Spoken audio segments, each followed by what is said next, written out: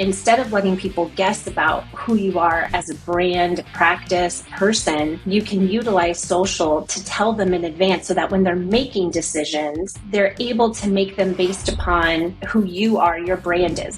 Hello, everybody, and welcome to another episode of the Raving Patients Podcast. As you know, I'm your host, Dr. Len Tao. As you know, I come to your inbox every single week at 5 a.m. thanks to the sponsors, both Dental Intelligence and the Doc Sites, for their support. I also want to remind everybody about my second annual event in Scottsdale called Supercharge Your Dental Practice, September 27th and 28th at the Scott Resort and Spa. We have 13 speakers talking about how to grow your practice through marketing, business, financing, and many other topics to be discussed. Today's episode is basically going to be talking about how to brand your practice. I'm speaking to a branding expert. Her name is Sarah Ruberg. Please welcome to the Raving Patients Podcast, Sarah Ruberg. Sarah, thank you so much for joining me today. Thanks for having me. I appreciate it. So Sarah is a seasoned expert in the dental industry, specializing in helping brands thrive within the dynamic landscape of DSOs. As the founder of Our Thrive Tribe, Sarah brings a wealth of knowledge and experience to the table, helping clients navigate the complexities of brand development and digital marketing in the DSO space. So just expand on kind of how you got into this space and really what your role with practices is. Sure. And just can I say one thing about your event last year? Well, there's many things to say, and I know I've said this to you in person, but like all of the extra activities and things that you had were so fun and really unique, because I know I've raved thousands of times to you about that guy who somehow pulled a card out of his mouth that had my handwriting on it, which I'm still mind blown about. It was a really nice new type of event. So thank you. And for anyone listening who is on the fence or has not decided, they should definitely go. Not sponsored. Thank you. I've always wanted to say that. I appreciate that. I worked hard. It was, I put a lot of effort into it. It's probably the hardest thing I've ever done in terms of planning. And, it was executed flawlessly. I had one speaker drop out, and that was kind of the only hiccup. And I had one speaker finish 20 minutes early. So that kind of threw us for a loop, but everything else was executed really well. So I appreciate it. And I look forward to doing it once again in Scottsdale this year as well. So I enjoyed myself. And sorry I digress, but I've been in dental probably for 12 years. I worked at two different dental marketing companies, and I worked at the Dentist Entrepreneur Organization, which is really kind of where I dipped my toe into the landscape of group practices. But ultimately, I started my business because I love helping people build relationships, and I never really knew that I was good at that until my dad told me one day, Sarah, you're really good at building relationships. And I was like, isn't everybody? And he's like, no. And so I kind of put two and two together because, when you're scrolling through LinkedIn or Instagram and you see did you know that red toothbrushes are more commonly purchased than blue toothbrushes post, which I've been guilty of posting myself for dental practices way back in the day. But I wanted to start this to help businesses, people, practices really be able to build their brand and build meaningful relationships with their target audience, with their patients. And in some instances, social media can help with lots of different things as far as retention and all sorts of things. So that's kind of my entrance story into the dental world. And then out of curiosity, getting into the DSO space is not the easiest thing in the world. That requires a lot of extras, a lot of connections, a lot of networking, et cetera. So how did you make your way into the DSO space? I'm curious about that as well. Well, and patience too. That's something everybody needs if you're going to try to break into the space. Honestly, my time at the DEO, I was able, as a community manager, I spent time, and I'm sure your listeners all know, but just in case, and if I didn't say, the Dentist Entrepreneur Organization, membership organization for groups who want to grow into DSOs, et cetera. But I spent a lot of time with different DSOs, and I spent a lot of time with vendors, and that's really where I built a majority of the connections that I had. And then just continuing on through building my personal brand on LinkedIn, I think that's really where I saw the power of social media. If I can build my business and help others build theirs, the possibilities are endless. So sorry, that was a long answer. Really, the DEO was just kind of like my way into the space. Got it. No, that makes sense. So let's jump into some of the content here. So obviously, when you have a dental practice or even in the dental industry, you have to brand yourself somehow. Okay. Personal branding is really important. As you can see, I've really done a good job of personally branding myself. People know my logo. They know my glasses. They know a little bit they think I'm the bird eye owner. I'm not. They call me the bird eye guy. I've done a very good job over the years of branding myself. So I understand the importance of it, but can you kind of take us through the importance of why someone needs a brand, whether for your personal side or even for your dental practice? Sure. It helps to lower the barrier of entry, in my opinion, for lots of different things. And so in today's day and age, especially after COVID, we've spent a lot of time on social media. I don't even remember what the statistics are, but they're outrageous as to how many people are spending time through social and making decisions, buying decisions, who they want to go to, or as far as the doctor, any healthcare providers that they want to go see. They're all using social media. So instead of letting people guess about who you are as a brand, practice, person, you can utilize social to tell them in advance so that when they're making decisions, they're able to make them based upon who your brand, who you are, your brand is. And usually a single location practice brand is really their owner, who they are as a person. And you're right, you've done an amazing job as far as building your brand, and you're recognizable, right? So that's also something that you want to be recognizable in your community, for example. And so that can be utilizing social media as telling your story, your culture, right? In today's day and age, we all want to know, where are we going? Are we going to a practice that cares about their patients, about their team? Are we going somewhere that doesn't have social media? I personally have made a decision as to where I'm going to go if they don't have social media, or if they do. Like, what do I say? If you don't saying nothing is in fact saying something. So it's important to use social. Well, it's really funny. I always like to tell a story that happened in my own practice, that I had let's call him an influencer, come into the office, and he desperately needed our help because he went to another dentist, and because he was on TV, they actually gave him a temporary that was like yellow. It looked like an orange. That was the color of the tooth. And he couldn't go on TV with this horrible temporary.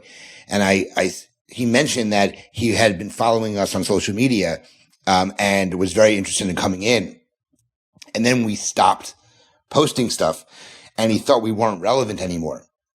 So we decided to go somewhere else, and eventually made our way back into the office. And that really triggered something in my head that I needed to up my game, because you have to be present there. You don't have to post thousands of things, but you have to have a presence so people know that you're relevant. Same thing with reviews. Look, I make decisions, not much on social media, but I make decisions on reviews. I do. That's the game I'm in. When we moved to Florida, we looked up a realtor. I picked the person with the best reviews. When we go to restaurants, we go to look at people's reviews. That's what we do. In your case, you're basing it on social media because that's your space that you're in. But you have to have a presence on these sites. You can't not be present here, or you're going to suffer, similar to what you're talking about at this point. Obviously we agree that it's important to brand yourself. How does someone go about branding themselves? And let's just take a dental practice, a single location. I like to talk about branding, because if you want to do Invisalign, you have to brand yourself as an Invisalign practice. I somehow I bought a practice from someone who was doing a lot of cosmetic dentistry. Okay. So I remember when I bought the practice, people were saying that they came to this doctor for for cosmetic dentistry, because that's what he branded himself as. And they took their family to another dentist because they didn't think this dentist did general dentistry. I'm like, no. I do general dentistry. That's what I do. So again, that was branded in the wrong way. Okay. So branding your practice, whether you like doing a procedure or procedures, is super important. So again, someone listening to this, they may be a startup practice. They may be an existing practice that's looking to do something differently. What's the best way to go about branding your practice in that sense? That is such a good question. I think one thing for people to realize, if you're a single location owner, when you're determining your corporate brand, it's really you. So like me, for example, my logo is a unicorn. I have a unicorn behind me. Everything is a unicorn. That's how people know me. But if they walked up to me, they would not expect me to be like corporate buttoned up. So when you're creating or determining your brand, it can't be, what do you think the public wants? It's who you are as an individual and what's important to you. What types of procedures do you really enjoy doing? If you love implants, you need to, not necessarily brand yourself as that, but you can definitely talk about that. What's important to you as far as your practice goes, your team, your company culture.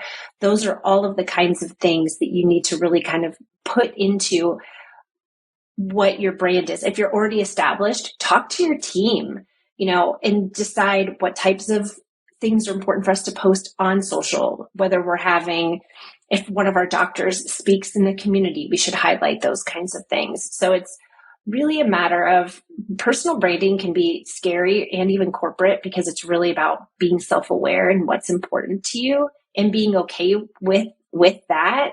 And so it can take a little bit of time, but it's really just about asking yourself questions. What's important to me? What types of things do I want to be representative of me? Because ultimately your personal brand is what people say about you when you're not in the room. So what do you want people to say about you? Got it. I agree 100% with that. So what are some strategies that let's go on the corporate brand here, the practice brand, not the personal brand. What are strategies that people can have for building a compelling corporate brand? Again, this is the practice itself, not necessarily the personal side of things. Well, the number one question you have to ask yourself is, what is it that we believe sets us apart? You have to determine your unique selling proposition. And I will tell anybody this who is starting their own business or even redefining, that's one of the hardest questions to answer, because I think it's easy to say, well, we care about our patients or, something simple like that, which to us, we do think that really sets us apart. But everybody does that. Everybody does that. Right. And you might care so much about your patients, but you have to determine, what else is it? Do you have additional training in implants or whatever it is? Do you speak at a lot of events, those kinds of things? You have to identify what it is that really sets you apart and then build your content and your brand and your strategy on that.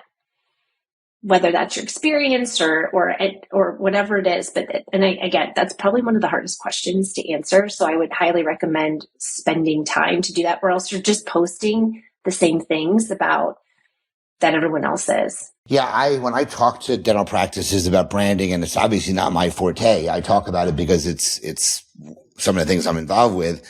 But I always ask, what makes you different? Like that should be how you brand yourself. And I always come up with a question, even during my workshops and stuff. I say, what makes you different? And I say, you need to think outside the box, because just treating someone like they're a family member or having great technology or, these things don't really differentiate yourself because everybody can do those. So I want you to think really outside the box when it comes to what makes you different. I used to go with my patients to their oral surgery appointments to be there when they woke up from surgery. I used to go during their consultation. So I helped sell the oral surgeon and the patient at the same time. So there were things I did very early. So I really prided myself on the customer service that I provided. That was kind of my brand. It was dentistry for the quality conscious. That's what our tagline was when we first started in practice. So I think you really have to sit down and say really what differentiate yourself in order to be able to brand yourself as a practice. And sometimes it's hard to ask yourself that. So even ask other people. Again, if you're established or if you're just starting, you can still sit down and talk to your team. Like, what is it that makes us different? Because sometimes when you're thinking about it, you're so focused, you miss a lot of the small things. And it's like, oh yeah, we are different in that sense. But it is funny to hear you say like technology. I remember 10 years ago, if you asked a practice could say, well, we have advanced technology. And it's like, ooh, that's cool. Now these days it's like, you're unique if you don't have advanced technology kind of a thing. So it's tough, but it's definitely doable. And, for that matter, it could be something as small as plants. Obviously, I love plants. What if you absolutely love plants so much that could be a part of your brand? And maybe that doesn't necessarily set you apart as a clinician, but we're in an office where we believe that, we have a lot of plants because it adds quality, or it provides quality air, or, it improves the quality of the air around us. Like even something that small could be a part of your brand. Wow, that's the local plant lady dentist. That would be me. If I enjoyed looking in people's mouths, I would be the plant lady unicorn dentist. That's great. So, let's bring social media into the play. So obviously a DSO is going to look differently than a general dental practice or a solo dental practice. They're going to try to leverage LinkedIn in that case. But if our focus, someone on this podcast is going to be, a single location, 2-location practice, they have to leverage social media to enhance their brand visibility and engagement. So can you give some ideas on how they leverage and what social media they should leverage? Because there's obviously so many different social media sites now. Some are more geared towards younger audiences. But what is your recommendation for leveraging social media? Sure. And I want people to walk away from this with things that they can do themselves. I always want to provide information that people can just go and implement themselves, whether they want to, whether they want to hire someone to do it. But these are the things that I recommend. So for single location practices who want to grow, well, I want them to keep in mind, and DSOs, any practices, right now everyone's dealing with hiring, and social media is also plays an important role in that, because if you have a hygienist who's looking at 2 different dental practices, they're going to look at their social media. And if one is this like, wow, we're so fun and we seem to really care about our team and we highlight our team and we wish them happy birthdays and we, post videos about them, like things like that, that will also lend itself to helping you to hire and retain your team. I've been posted several times on companies that I worked at, and man, Len, it felt really good. And I felt really valued as a team member to be posted on their social media. So it helps with retention, patient retention, hiring, all sorts of things. So I recommend for single location practices, Instagram and Facebook is largely where their target audience is. I highly recommend, so your content strategy should be determining, again, what's important to you, highlighting your culture, kind of putting things into place. Actually, I feel like I'm making this complicated, which I have a tendency to do, Len, because I'm a Taurus. As far as your content goes, pick 3 things that you really want to focus on, the things that set you apart, your team, and clinically, like educating the public, right? Because not only do we want to use social media for the patients that are coming in somewhat consistently, we want to reach patients that, aren't going to the dentist, and we want to give them a reason as to why they should. So education, your content should be 80-20. 80% should be educational, informative, entertaining, and only 20% should be that we have an Invisalign offer or XYZ. So your content strategy should be 80-20, 80%, 20%. The thing that I think most people not miss out on, but don't take the time to do, is outward engagement. That's what I've seen has made the biggest difference. So whomever it is managing your social media in your practice, reputation management to me is when you respond to comments on your posts. So you should definitely continue to do that. Respond timely, engage with them in a conversation. Just don't respond with, an emoji. But outward engagement is going and finding those local mom groups or the hair salons, because moms are the ones in the family who typically make any like healthcare decisions, right? So, really going out into your community and finding local people and engaging on their content. So that is what I think. It's very time consuming, but it makes a huge, huge difference. It's virtual networking, essentially. Do you recommend that a dental practice hire somebody to do this for them? Do you recommend it be genuine coming from the practice, the responding? Because like you said, it is time consuming and sometimes practices don't have the time to do it. So if they find that they're lacking the time, what suggestions do you have for someone who says, well, I want to be involved, I'm just too busy doing other things in my practice? I think gone are the days when you can have an office manager or even sometimes a hygienist do like part-time social media for the practice. practice, it really is, in order to be successful, it should be a full-time job. Whether they hire somebody internally, I'm 50-50. If you have somebody on your team that you want to maybe promote into this social media position, I think it's a great way to be able to have like a career path, an additional career path in your practice. And if you want to hire somebody, you can. I don't want to sit here and say, absolutely, you should hire somebody. If you have someone on your team who can do it, let them do it full time. Got it. But if you don't, then it's really, like you said, a full-time job. You need to look at somebody. But the difference is that just posting on social media is different than posting genuine content from the practice. There's two different things there. So that's a big deal as well. There is. And if you are going to work with an outside company, you really have to establish that. And hopefully when they come to you, I believe in, I want to feel like I'm an extension of whatever client it is that I'm working with. And so I want to be able to say, hey, who is it? Let's have a office level or practice level ambassador, somebody who I or whoever you hire engages with solely, and then they can kind of communicate together. And then really you should get to know the team through that person.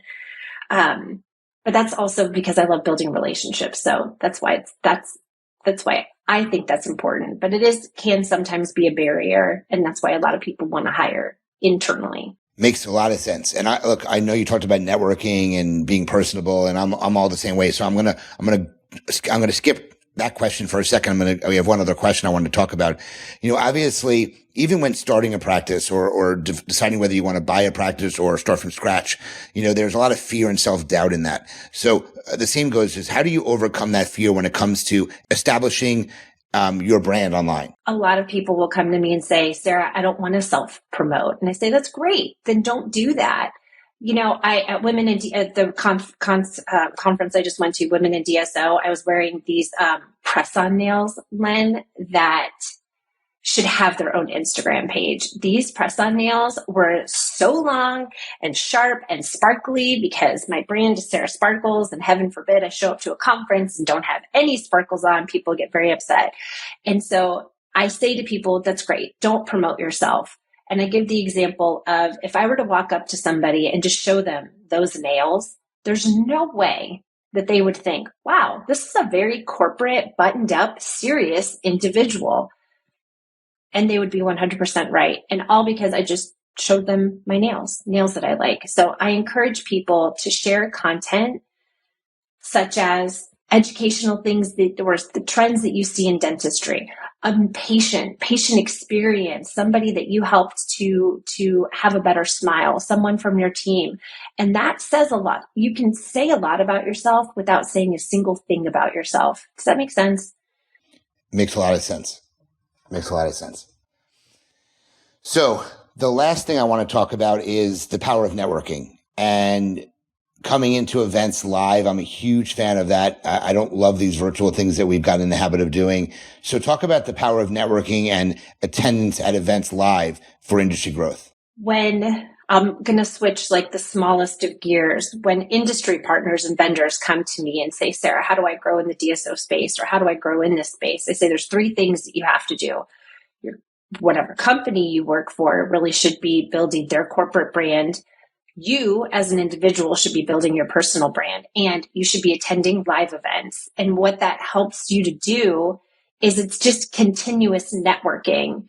And so it helps to building your personal brand is really just kind of telling people about you so that when you do see them in person or live, they feel as if they already know you a little bit. And again, lowers that barrier of entry of potentially working with them as a client. So I think attending live events we're a very relational industry, and we want to like, know, and trust who we work with. And you can do that by meeting us in person. And you can also do that by living your authentic brand online. So then that way, when people meet you in person and that they make that connection, there's not a disconnect. It actually is the truth. Who you represent yourself to be on social is who you are. Like, you can't really beat that. That's so in addition to your networking online, meeting people in person. I know a lot of people will say, well, I don't want to travel. And I certainly can't sit here and say you have to, but if you want to grow in our space, I think it's really interesting to add that to your roster. I agree 100%. I mean, I travel a ton. I do it for many different purposes. I do it for because I work for Bird Eye. I do it because I speak, but I do it because I like to interact in person with people. I like spending the time networking, meeting people, being face to face with them. I think changes the relationship that you have, and people get to know who you are, not from an image on the screen or not from an image that's on Instagram. They get to meet you in person. So I am a firm believer in live events. I think because of COVID, we kind of took it for granted almost, and we have to go back to getting to these live events. I think that's super important. In fact, I wish state boards would say you have to get a certain amount of live CE. You can't get your CE virtual anymore. You have to go to live events, because some of these events are dying because people aren't coming. And well, because there's a ton more of like new events. I feel like there's something new all the time. So it's like, how do you decide? And when you ask people, what did you think of that conference? It's like, well, I liked it, but you might not like it. Like it's become a large market. That's for sure. 100% so. So, Sarah, before we switch gears, is there anything else that we missed during our content part of the podcast? Not that I can think of. I think I've said all of the things. Okay, perfect. So what we're going to do is now switch gears. I'm going to ask you 8 to 10 lightning round questions, all business related stuff. Answer it as quick as you can. You don't have to go into any long detail. So the first question I have for you, this is a tough one. If you had a magic stick, what are 3 things you would change in the world right now? I would want to change people's viewpoint on their self-worth, and that we know that we can determine it ourselves. I would change our mindset as to how much waste we're producing in the world, because that's just a lot, and something to help people be happier, because that's like what I want more than anything. That's great. When things are not working well, do you have any tricks for overcoming roadblocks? I really try to look at the positive, which is funny because I just did this yesterday. I looked at I know I said negative things to myself, but then I just really tried to look at them in a positive way. So to combat the negative with the positive. What do you think your unique skill that helped you become successful? Understanding people and building relationships. That's a great answer. Can you describe a typical Monday for you? Zoom, lots of Zoom meetings and coffee. What book do you want to go back and reread that has made a great impact on you the first time? It's an old book, and my dad insisted that I read it when I was younger, and it still stands test of time. Life 101. Life 101. I haven't heard of that one. I'll have to go check it out. Who has been your greatest inspiration?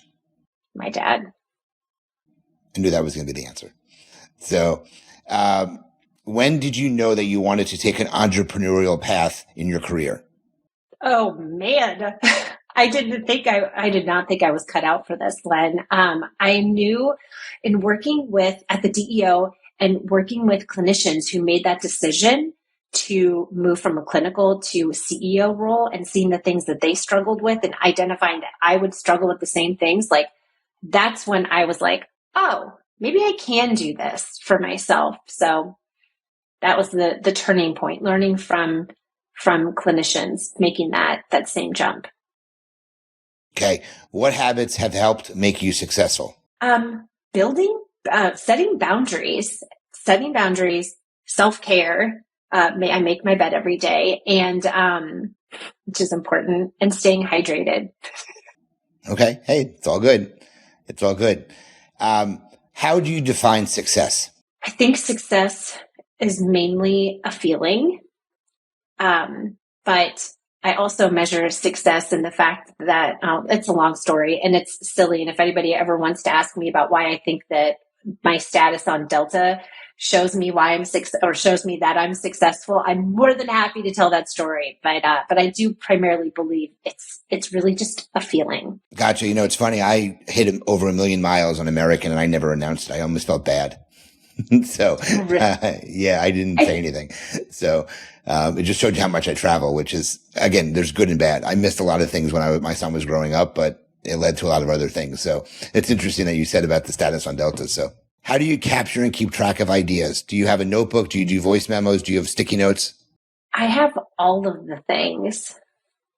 I have voice to text. I record myself. I have my brain dump document that has tons of stuff. I write stuff down. So I'm probably not very efficient, but as anywhere I can, I just write it down. Got it. A couple more. What has been your most satisfying moment in business? Being able to promote somebody in my team. I thought it was going to be nominated for the Women in DSO Award. Oh my gosh, that was huge. Being named a finalist was like amazing, but I don't know. My team, they're my little babies. That just made me feel like, wow, I'm actually able to contribute to other people's lives. But you're right, close second. Thanks for reminding me. No worries. I figured I'd do a shout out there for you too. So, when you were a kid, what was the first thing you wanted to be when you grew up? An actress. Okay. And last question, which I ask everybody, what is one subscription you can't live without, either personal or business? Subscription. OMG. What do I even have subscriptions to? Spotify. Netflix, Spotify, Canva, those are all common answers. So Sarah, that was great. Thank you for partaking in a very fun part of the podcast. For me, I know it's difficult sometimes to answer some of those questions, especially when you don't know what they're going to be.